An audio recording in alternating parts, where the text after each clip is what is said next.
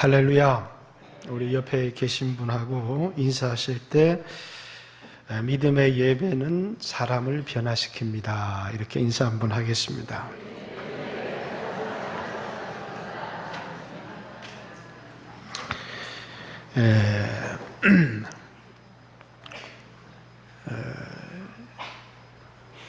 어떤 분하고 대화를 나누는데 천국에 가면 경찰이 없을 거다. 이렇게. 왜냐하면 천국에는 죄를 짓는 사람이 없으니까 천국에는 경찰도 필요 없을 거다. 그랬더니 그분이 하시는 말이 경찰은 천국에 들어가면 안 됩니다. 그래요. 그래서 왜 그렇게 경찰을 싫어하십니까? 그랬더니 의사도 자신의 고개 이긴 환자에게 친절한데 경찰은 자신의 고객들에게 감사도 하지 않고 친절하지도 않다는 것입니다. 무슨 말인지 도무지 알아듣지를 못하는 것 같아요. 그죠? 무슨 말인지 알아들으셨습니까? 잘 못 알아들은 것 같아요. 세상은 온통 죄를 짓는 사람들이 많습니다. 그래서 죄를 지은 사람들을 잡는 사람이 경찰이고, 교회가 하는 것은, 예배가 하는 역할은 아직 죄를 짓지 않았지만 또 죄를 지은 사람이라고 할지라도 마음의 죄에 대한 소원을 품고 있는 사람들이 이 자리에 와서 예배를 드리면서 마음의 죄에 대한 소원을 다 내어버리고 새로운 사람이 되어서 돌아가는 것, 그게 교회가 하는 역할입니다. 그래서 실제적으로 교회가 부흥하고 예배가 살아나기 시작하면 이 세상에 죄를 짓는 사람들이 사라지기 시작하고 세상은 변하기 시작하는 것입니다. 17세기에 부흥이 일어났을 때 실제적으로 영국의 도시들마다 범죄율이 거의 0%에 가까울 만큼, 이 땅에 경찰이 필요 없을 만큼의 사람들이 죄의 소원을 가지고 있지만은 예배를 드리면서 그 죄를 짓고자 하는 소원들을 하나님 앞에 다 토하여 내고 변화되어서 돌아가기 때문에 이 땅에 죄를 짓는 사람도 사라질 뿐만 아니라 이 땅에 삶의 수없는 변화들이 일어나는 것이죠. 근데 우리나라에는 굉장히 많은 그리스도인들이 이 시간에 예배를 드리고 있습니다. 그럼에도 불구하고 우리는 세상의 유수에서 세상 사람들의 죄는 물론이거니와 예수 믿는 사람들이 죄를 짓는 것을 수없이 지켜보게 됩니다. 왜 그럴까? 아마 교회가 예배를 실패하고 있기 때문이 아닐까. 예배는 드리고 있지만 예배를 제대로 드리지 못하고 예배를 성공시키지 못하기 때문에 수십 년을 예수를 믿어도 변화되지 않을 뿐만 아니라 자신의 삶이 변화되지 않는 많은 그리스도인들의 실패는 어디에서부터 시작되는 것이냐면 예배의 실패에서부터 시작되는 것이 아닐까, 이런 생각을 해봅니다. 오늘 히브리서 11장 4절은 가인과 아벨이 하나님 앞에 드렸던 최초의 예배라고 해도 좋고 제사라고 해도 좋고, 가인과 아벨이 하나님 앞에 드렸던 인류 최초의 제사에 대하여 기록을 하고 있는데요. 아직 처음 제사이기 때문에 하나님이 기뻐하시는 제사가 어떤 제사인지 이 제사 속에 온전히 드러나 있지는 않습니다. 그러나 이 제사 속에 우리가 알 수 있는 몇 가지는, 제사를 드린다고 해서 하나님이 다 받으시는 것은 아니다라는 사실입니다. 어떤 제사는 하나님이 연락하시고 어떤 제사는 여러분들이 제사를 드리거나 예배를 드렸지만은 하나님이 거절하시고 하나님이 받지 않으시는 제사 예배가 있다라고 하는 사실을 보여주는 것이고, 두 번째는 예배를 드린 사람이 이 예배를 하나님이 연락을 하셨는지 하나님이 이 예배를 거절하셨는지를 예배를 드린 사람이 알 수 있다라고 하는 사실입니다. 그래서 아벨의 예배는 하나님이 연락했지만 가인은 자신의 예배를 하나님이 연락하시지 않는 것을 인하여 분해했고 그 분노를 아우에게 풀어서 살인해버렸다 하는 기사를 기록한 것을 보면 예배를 드린 사람이 하나님이 나의 이 예배를 받으셨는지 하나님이 나의 이 예배를 거절하셨는지 예배를 드린 사람이 분명히 알 수 있다라고 하는 사실과 예배를 받으신 사람의 인생과 또 예배를 거절당한 사람의 인생의 결과가 얼마나 큰 차이가 나는가 하는 사실을 오늘 가인과 아벨의 예배 속에서 우리는 분명히 볼 수가 있습니다. 그래서 오늘 여러분들이 이 본문을 통해서 나는 예배를 잘 드리고 있는가? 내가 드리는 예배를 하나님이 연락하고 있는가? 나는 예배를 성공시키고 있는가? 아니면 내 인생의 실패가 예배의 실패에서부터 시작된 것인가? 우리 자신을 한번 돌아보는 기회가 되었으면 좋겠다 이렇게 생각합니다.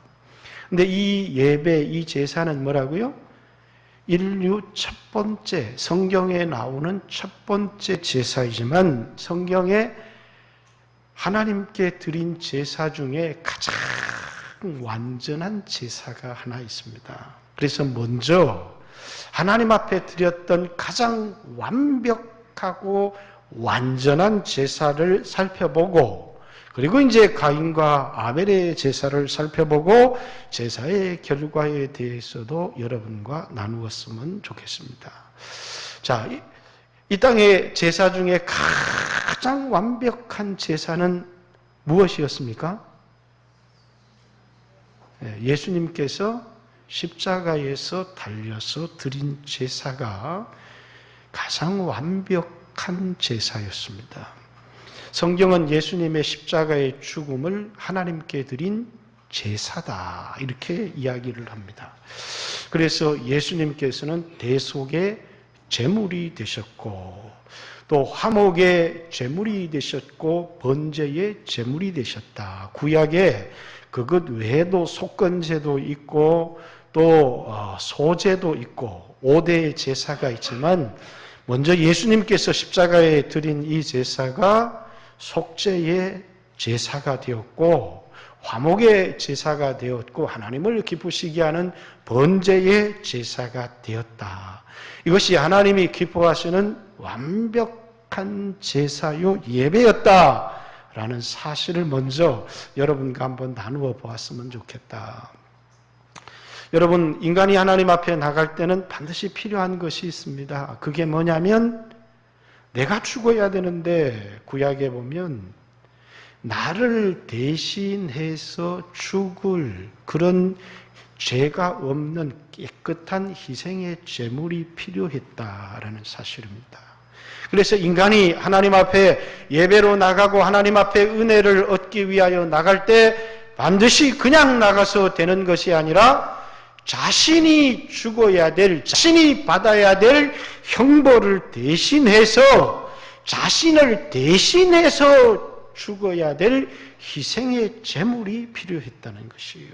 그래서 구약에는 흠이 없는 양에게 자신의 죄를 전가, 안수해서 전가해서 그래서 그 피를 가지고 하나님 앞에 나갈 때 은혜를 얻을 수 있었다. 그래서 이것을 속죄의 제사다 이렇게 얘기합니다. 여러분 오늘 우리가 하나님 앞에 나갈 때 뭐라고요? 우리에게도 제물이 필요한데 그것은 짐승의 제물이거나 이 땅의 어떤 다른 사람의 희생이 아니라 예수 그리스도의 십자가의 희생을 의지해서 하나님 앞에 나가야 그 예배가 하나님이 받으실 수 있는 예배가 된다는 것입니다. 다시 말해서 나는 죄인이고 나는 죄에 대한 대가를 지불해야 될 자이지만은 예수 그리스도께서 2000년 전에 십자가에 피 흘리신 그 제사는 내가 죽어야 될 그 죽음을 예수님이 대신해서 내 죄를 담당해서 죽으신 것이고 예수님의 이 육체는 나의 속죄의 제물이 됐습니다. 그래서 예수님의 피를 의지하고 하나님 앞에 나갈 때 하나님이 받으시는, 하나님이 기뻐하시는 제사가 된다라는 것입니다. 그래서 성경은 예수의 피를 힘입어서 하나님의 보좌 앞으로 나아가라 이렇게 이야기를 하는 것은 하나님 앞에 예배를 드리고 하나님 앞에 제사를 드리는 사람은 반드시 그냥 나갈 수 없고 죄가 없는, 흠이 없는 피를 가지고 자신의 이 받아야 될 형벌을 대신 받아서 그 피를 가지고 하나님 앞에 제사할 때, 예배할 때 그것이 하나님이 받으시는 제사다라는 것을 예수님의 십자가를 통해서 우리에게 보여주는 것이고, 두 번째는 예수님의 이 십자가의 죽음은 화목의, 예수 십자가의 죽음 때문에 하나님과 우리 자신이 화목하게 되었을 뿐만 아니라 뭐라고요? 화목의 제물은 하룻밤을 넘기면 안 돼요.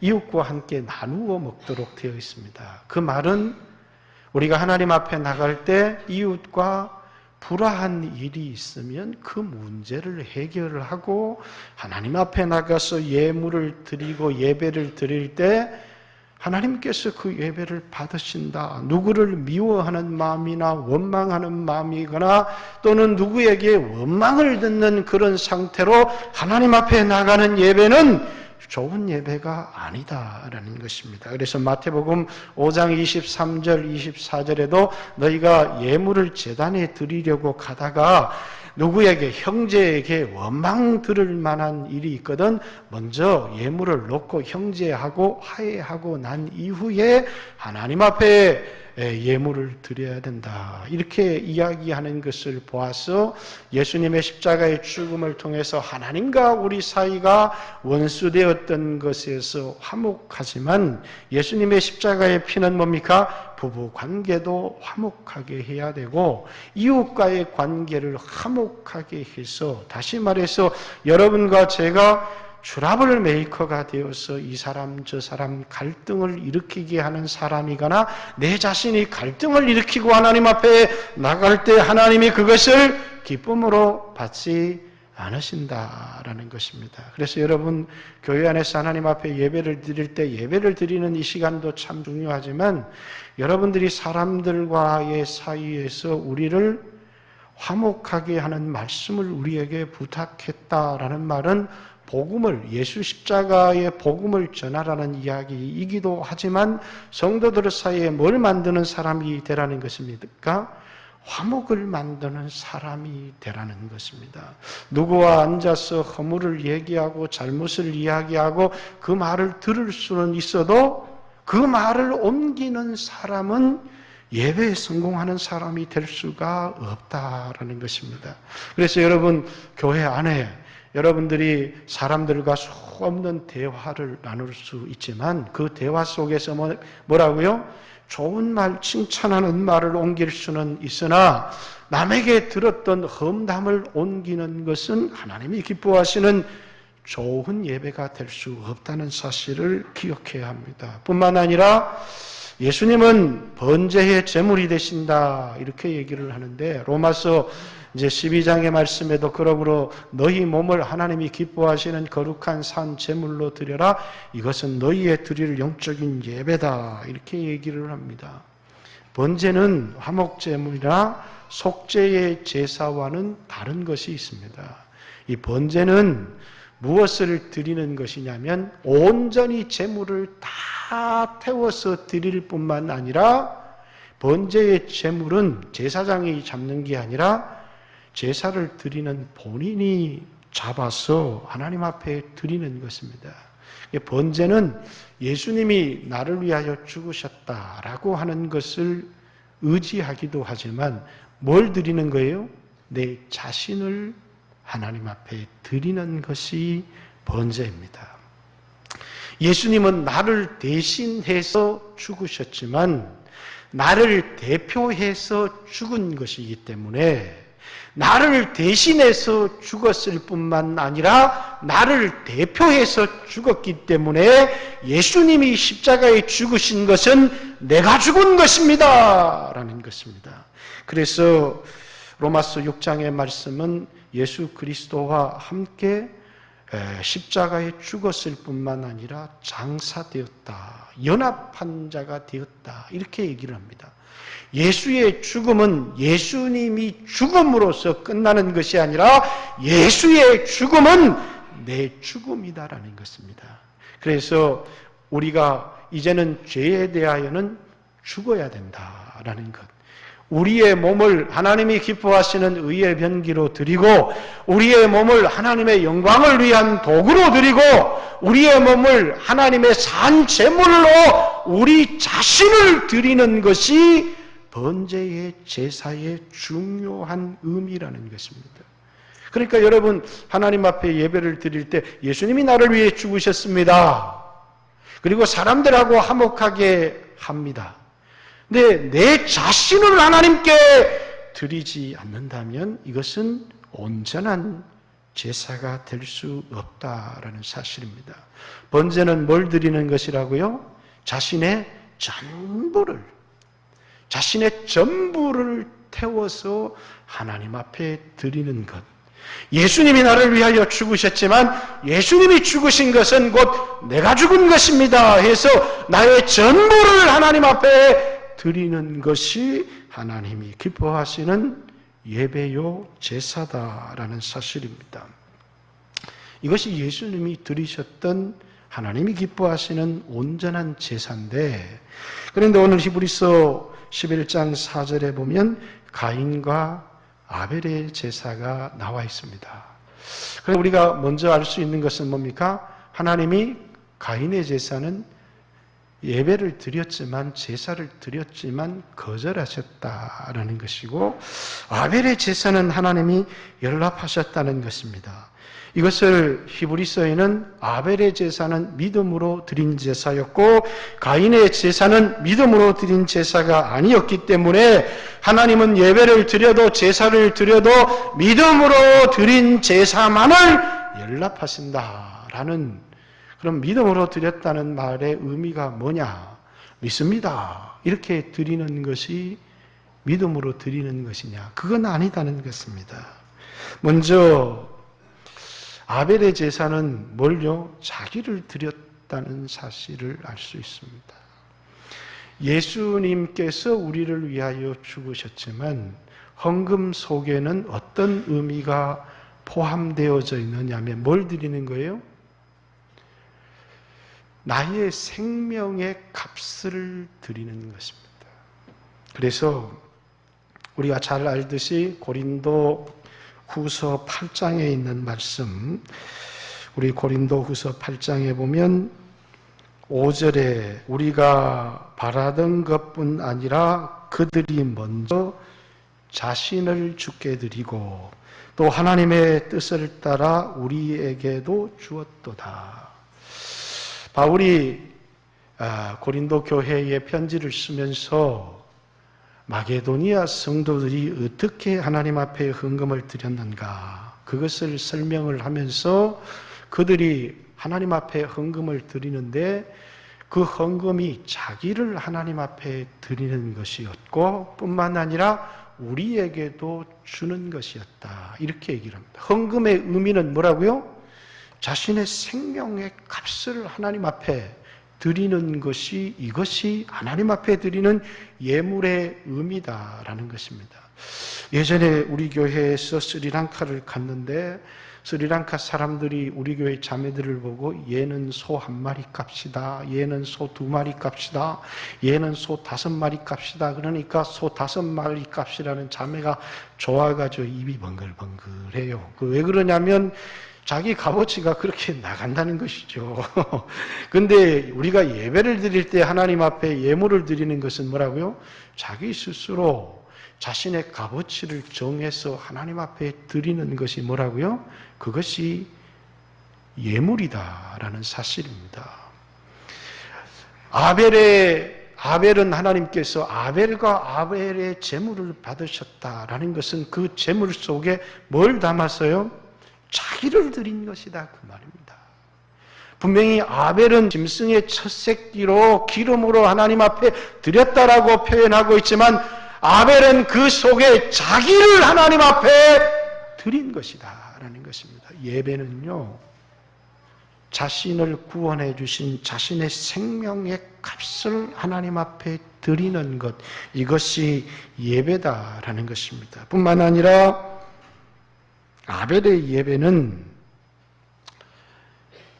짐승의 첫 새끼를 드렸다 이렇게 얘기합니다. 첫 새끼. 성경에 보면 하나님 앞에 첫 것을 드리라. 출애굽기 13장에 하나님께서 애굽의 그 장자를 죽임을 통해서 이스라엘 백성들에게 첫 것은 다 뭐라고요? 여호와의 것이니 그것을 하나님께 돌려라 이렇게 얘기합니다. 사람이든 짐승이든 첫 것은 하나님의 것이다. 이렇게 다시 말해서 장자를 죽이는 것은 모든 애굽의 사람들을 심판하는, 장자가 애굽의 전체를 대표하는 것이듯이 이스라엘이 첫 것을 하나님께 드리는 것은 우리의 모든 것을 하나님께 드리는 것이다. 그래서 아벨의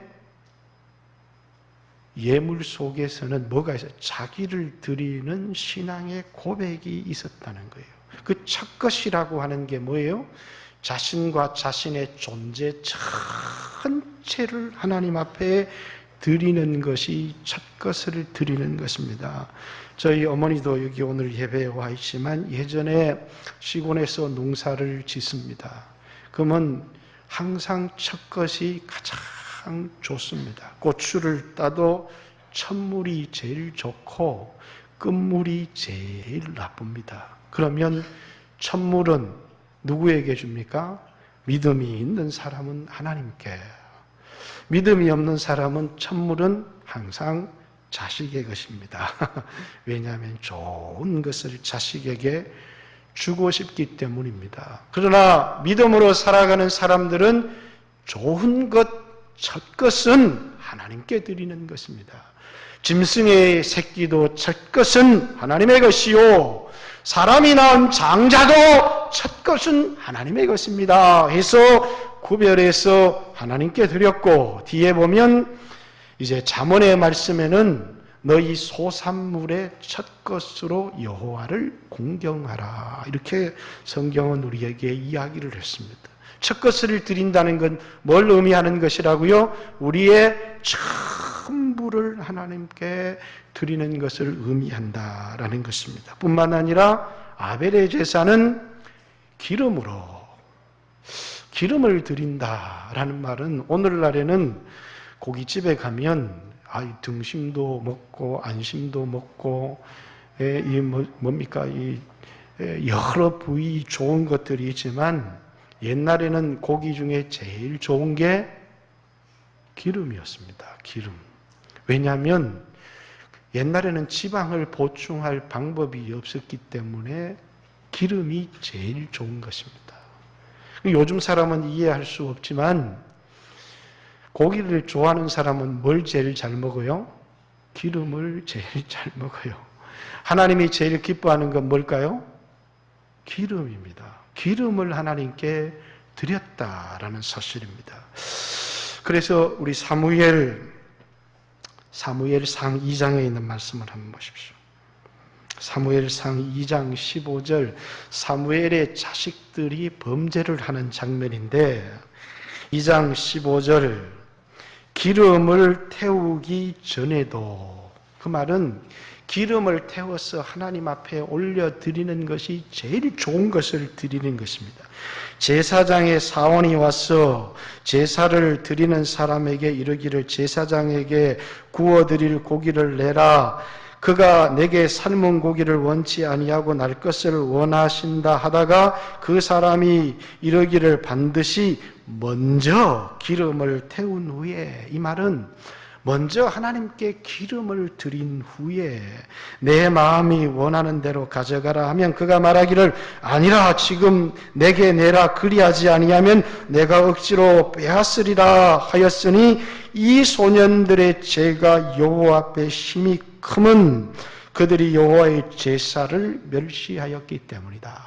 사람들이 가지고 와서 제사를 드리는데 무엇이든지 가져가도 좋지만 먼저는 기름을 여호와께 태워드린 이후에 원하는 대로 가져가시오. 그래도 이 아들들이 그렇게 하지 않았다는 것입니다. 당장 고기를 내놔라 이렇게 해서 그 고기를 뺏어갔는데, 제사를 드릴 때 먼저 기름을 하나님 앞에 태워드리는 것은 가장 좋은 것을 하나님께 드리는 것을 의미하는 것이라는 거예요. 아벨의 제사는 뭡니까? 짐승의 첫 새끼로 하나님께 드렸을 뿐만 아니라 기름으로 하나님 앞에 드렸다라는 것입니다. 그러면 가인의 제사는 하나님이 농사지은 소산물로 드렸기 때문에 하나님이 받지 않으셨다. 이건 말이 되지 않죠. 그가 농사를 지은 것으로 드렸다고 할지라도 천물로 하나님 앞에 드리고 그 예물 속에 자신의 전부를 담아 자신을 드렸다면 그것은 하나님이 받으실 그런 제사였지만, 그는 뭐라고요? 자기를 드리는 것이 아니고 희생의 제물을 드리는 것이 아니고 내가 이것을 드려서 하나님 앞에 복을 받으려나 하는 그런 종교적인 의식과 절차에 따라 드렸기 때문에 아벨의 제사는 하나님이 받으셨는데 그 제물도 받으셨고 그 자신도 하나님이 받으셨다. 그래서 아벨과 아멜의 제물은 연합하였으나 하나님께서는 가인의 제사, 가인도 받지 않으셨고 가인에 드리는 예물도 받지 않으셨다. 그런데 히브리서에서는 이 모든 내용을 아주 짧게 요약해서 아벨의 예배는 믿음으로 드리는 예배였다. 이렇게 얘기합니다. 그러면 오늘 우리가 하나님 앞에 믿음으로 예배 드립시다. 그러면 우리가 믿습니다. 이렇게 예배를 드리면 그게 믿음으로 예배를 드리는 것이냐? 그게 아니다는 거예요.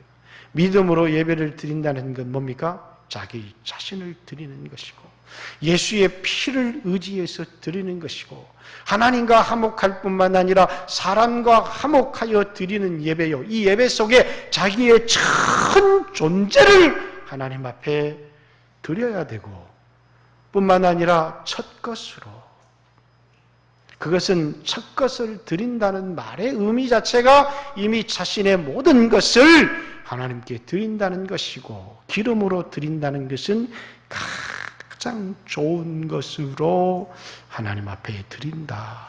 그래서 아벨의 제사와 아벨을 하나님께서 연합해 주셨다. 그의 예배는 받으셨다. 그러나 하나님은 가인의 예배를 거절하셨다. 이렇게 얘기를 합니다.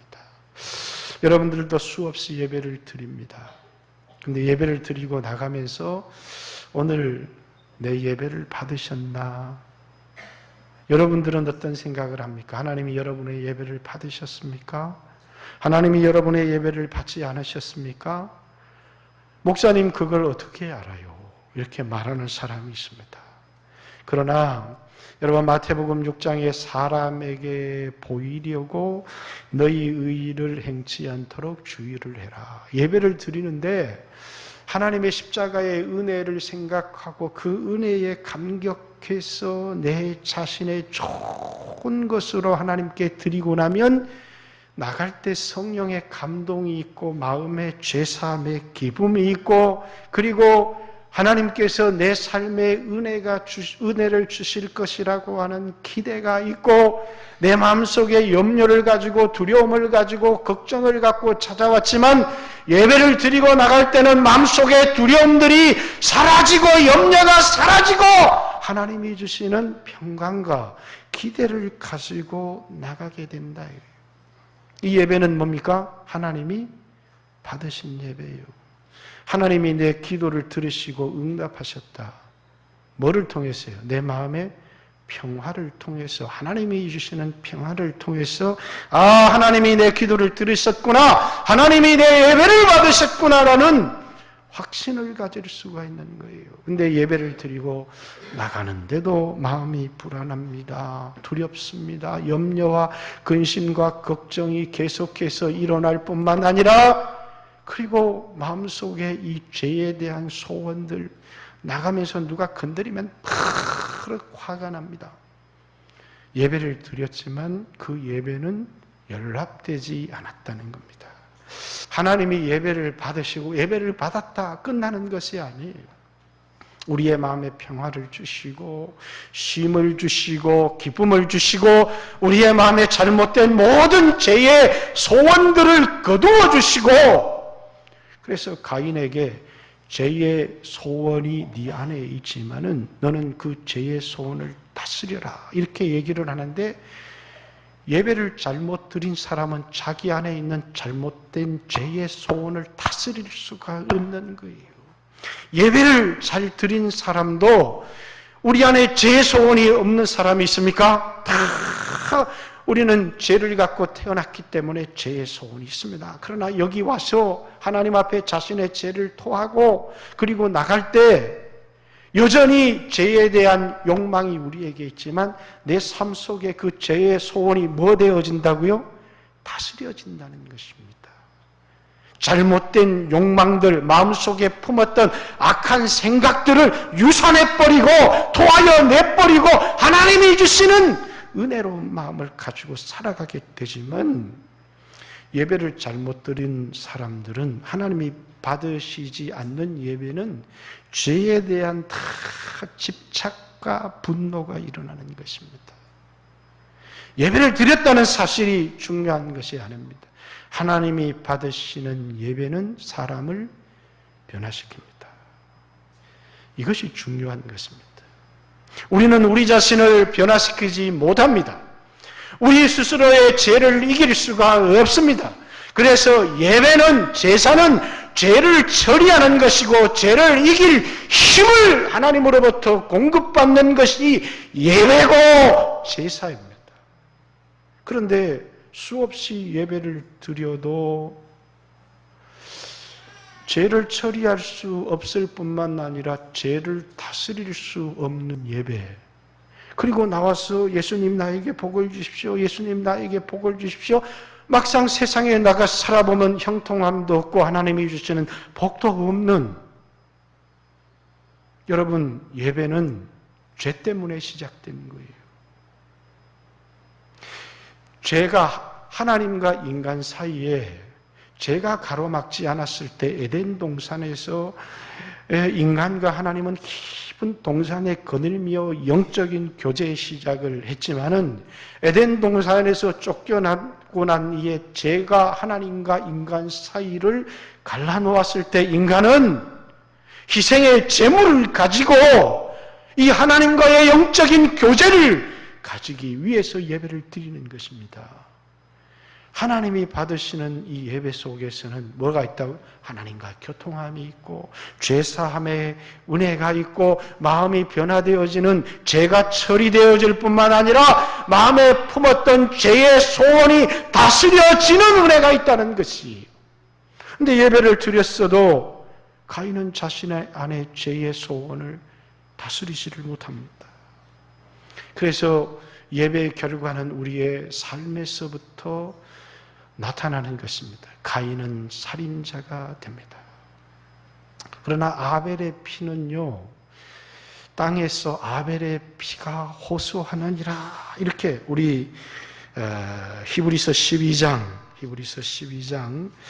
예수님은 이 아벨의 피를 자신의 피에 비유하셨습니다. 히브리서 12장 24절입니까? 24절 같이 한번 읽습니다. 시작. 새 언약의 중보자이신 예수와 및 아벨의 피보다 더 나은 것을 말하는 뿌리는 피니라. 아벨의 피가 창세기 4장 11절에 보면 내 아우의 피가 땅에서 호소하느니라. 그것은 원수를 갚아달라고 하는 호소이기도 하지만 그 피가 뭐라고요? 사람을 구원하기 위한 의로운 희생의 피였다는 것입니다. 오늘 히브리서 12장에 예수님의 피와 아벨의 피, 아벨의 피가 땅에서 호소하고 있는데 예수 그리스도의 피가 아벨의 피보다 더 나은 예수의 피가 오늘 우리 가운데 호소하고 있다는 것입니다. 여러분, 예수의 피는 우리의 모든 죄가 사해졌다는 것이고, 비록 우리가 가인과 같은 그런 죄인이고 죄를 지은 사람이지만 예수의 피가 우리를 구원했다고 외치는 그 소리가 피의 소리입니다. 성경은 창세기에서부터 요한계시록까지 모든 피의 소리가 나와 있는데 피를 증거하고 있는 것입니다. 우리와 같은 죄인에게 피가 소망이라고 하는 사실을 증거해주고 있다는 것입니다. 여러분, 그러기에 우리는 예수의 피를 힘입어서 하나님 앞에 나가는 예배를 드려야 되고, 하나님과 화목할 뿐만 아니라 교회에서 화목을 만드는 사람으로서의 예배자로 하나님 앞에 예배를 드려야 되고, 그리고 이 예배 속에는 반드시 뭡니까? 우리 자신을 하나님 앞에 드리는, 예수님이 나를 위하여 죽으셨다는 것을, 예수님은 나의 구세주이십니다 라는 뜻입니다. 그리고 이제는 내가 예수님과 함께 죽었고 내 안에 예수님이 사십니다. 이 표현은 예수님이 나의 주님이십니다 라는 표현입니다. 그래서 우리는 예수님을 Jesus my Savior, 예수님은 나의 구세주십니다. Jesus my Lord, 예수님은 나의 왕이시고 예수님은 나의 주님이십니다 라고 고백하는 것입니다. 예배는 예수님이 나를 위하여 죽으셨은 것을 의지할 뿐만 아니라 이제 예수님이 나의 주님이 되었기 때문에, 옛날에는 내가 나를 위하여 살았으나, 내가 내 인생의 주인이 되어서 나를 위하여 살았으나 이제는 예수님이 내 인생의 주인이 되었기 때문에 내가 주님을 위해서 살겠습니다. 고린도후서 5장 17절에 우리는 새로운 피조물이다 이렇게 얘기를 했고, 고린도후서 5장 15절에는 그가 우리를 위하여 죽으신 것은 다시는 우리가 우리 자신을 위하여 살지 않고 우리를 위하여 죽으신 그분을 위하여 살게 하려 함이라. 이렇게 성경은 우리에게 증거하고 있습니다. 예수를 믿는다는 것, 온전한 예배를 드린다는 것은 항상 예수 나를 위하여만 존재하는 것이 아니다는 사실을 기억해야 합니다. 온전한 예배는 예수님이 나를 위하여 죽으셨다는 예수의 피를 의지해야 될 뿐만 아니라 내 자신을 온전히 주께 드려서 이제는 예수님이 내 인생의 주인이 되었고 내가 예수님을 위하여 살겠습니다라고 하는 자신의 전 존재를 하나님 앞에 드리는 예배가 참된 예배요, 하나님이 받으시는 예배다라는 사실입니다. 사랑하는 성도 여러분, 오늘 우리의 삶의 믿음의 예배가 있다면 우리 자신의 변화뿐만 아니라 우리의 삶의 변화가 일어날 것이고 이 땅에도 놀라운 변화의 역사들이 일어나겠지만, 그러나 오늘 우리의 예배가 문제가 있는 것은 아닌지, 아니 나의 예배에 문제가 있는 것은 아닌지 우리 자신을 한번 돌아보았으면 좋겠고, 가장 존귀하신 분 앞에 우리의 예물을 드릴 때 우리가 찌꺼기것, 그리고 하찮은 것을 하나님 앞에 드리는 그 예물을 하나님이 받으실 만한 예물이겠느냐라는 것입니다. 잣것을 드리는 것, 기름진 것으로 하나님 앞에 드리는 그 것. 항상 예전에 그런 헌금은 마음으로만 하면 되지 지나치게 해서는 안 된다. 그런 이야기를 많이 들었습니다. 그 말을 들어보면 얼마나 좋은 말인지 몰라요. 예배는 마음으로 드리면 되지 꼭 헌금을 지나치게 드릴 필요는 없다. 말은 맞는 것 같은데 마음을 드리는 것과 물질이 드리는 것이 나뉘어질 수 있는 것이냐, 그걸 우리는 깊이 생각해 보아야 합니다. 마음이 있는 곳에 물질이 있다. 성경은 마태복음 6장에 너희 보물을 하늘에 쌓아두라. 그러면서 뭐라고요? 마음이 있는 그곳에 물질이 있다는 것입니다. 부모가 자식을 사랑합니다. 그러기에 자식에게 좋은 것을 주려고 하는 것입니다. 아무리 좋은 것을 주어도 아깝지가 않습니다.